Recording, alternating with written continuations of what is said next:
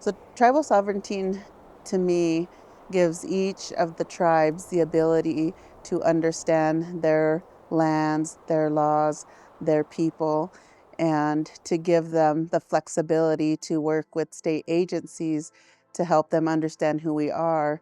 So when we get into a relationship, whether that's an agreement or whatnot, a funding grant, we can say for Burns Paiute, this is what matters to us. This is the impacts it has for Burns Paiute. And each tribe has their own issues, their own priorities, their own landscapes. And so sovereignty for me gives us the ability to really stand up for Burns Paiute tribe. With agencies, we aren't all seen as the same because that is the farthest from the truth. We are not the same. And what works and is right for Burns Paiute tribe in Eastern Oregon may not work for the other tribes. And it's important for the state agencies to understand that, because a lot of times they try to give us a template agreement, give us a template response. And tribal sovereignty helps us mitigate that through defining who we are. Burns Paiute tribe, we've only been federally recognized for a little over 51 years. And in that 50 years, we're trying to identify, to start rebuilding our nation.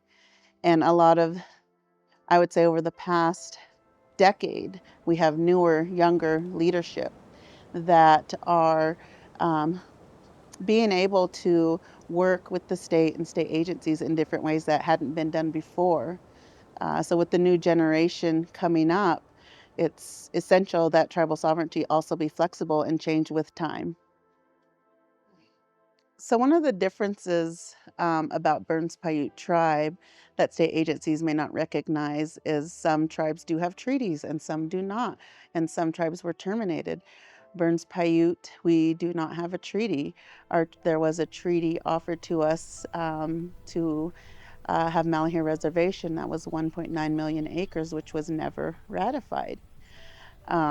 So with that, Burns Paiute was homeless for many, many years.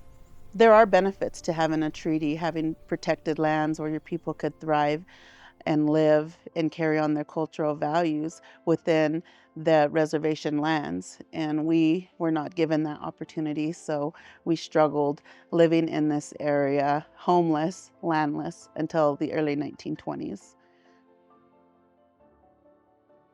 We have a 7-member council, and none of the 7 members are full-time. So we don't have the funding to be able to have full-time tribal council members like some of the other tribes. So each council member has a full-time job, 40-hour-a-week job, and we do the tribal council work in addition to our daytime job. One of the successful consultations we had was with ODF&W in about 2017, 2018, in which we were able to come to an agreement and get tags for our tribal members. And that was a lot of work with ODF&W, Burns Paiute Natural Resources, and the Tribal Council. The benefits of that still exist to today. This week, we did our draws for our hunters to determine who got what tags, and that's always an exciting moment, because before this MOU, this agreement, this consultation with ODF&W, we could only hunt within the Burns Paiute tribe, and the Burns Paiute tribe trust lands is 700 acres. And so there's a few scraggly deers that come on here, which you probably would not even think about eating because we're so close to the city of Burns. But what that has done is created motivation for those who knew how to hunt and be able to express that and teach the younger people who never learned that way, but now have the opportunity to go to our forest and actually hunt.